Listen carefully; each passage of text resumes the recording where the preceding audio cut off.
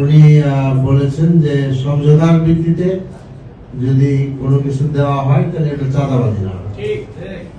এখন সমঝোতার ভিত্তিতে দেওয়া না হয় কোথায়? অফিস আদালত সব জায়গায় যেগুলো দেওয়া হয় এগুলো কি আমরা জানতে পারি? জানতে তো পারি না।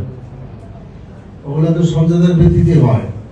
তা আমি মনে করছিলাম যে হয়তো কোনো কারণে অনেক কথা আসে যায়, আমিও সব কথা সঠিক বলি তা না, অনেক সময় ভুলও বলতে পারি।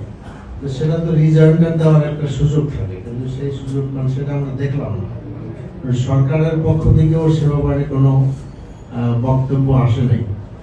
তো কাজেই আমি যেটা বলবো যে কারণ বাজারে যদি এই চাঁদাবাজি বন্ধ করতে হয় তাহলে সরকারের সহযোগিতা, বিশেষ করে স্বরাষ্ট্র মন্ত্রণালয়ের সহযোগিতা অত্যন্ত অত্যন্ত জরুরি।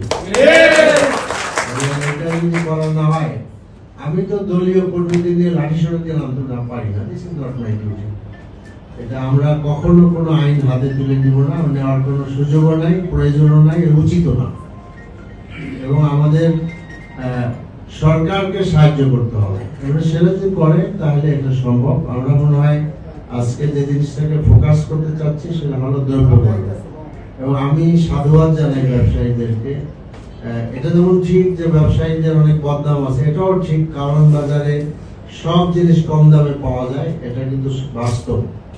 এবং এখানে অনেকে আসে, আমি নিজেও আসি অনেক জিনিস আমরা কিছুটা কম দামে কেনার জন্য। মোরওভার আমাদের ব্যবসায়ী ভাইদেরকে আমি আবারও অন্তঃস্থল থেকে ধন্যবাদ জানাই। অনেক সময় কালকে এখানে কাটিয়েছি, আমি আরো কয়েকবার আসছি, ভবিষ্যতে আসবো ইনশাআল্লাহ।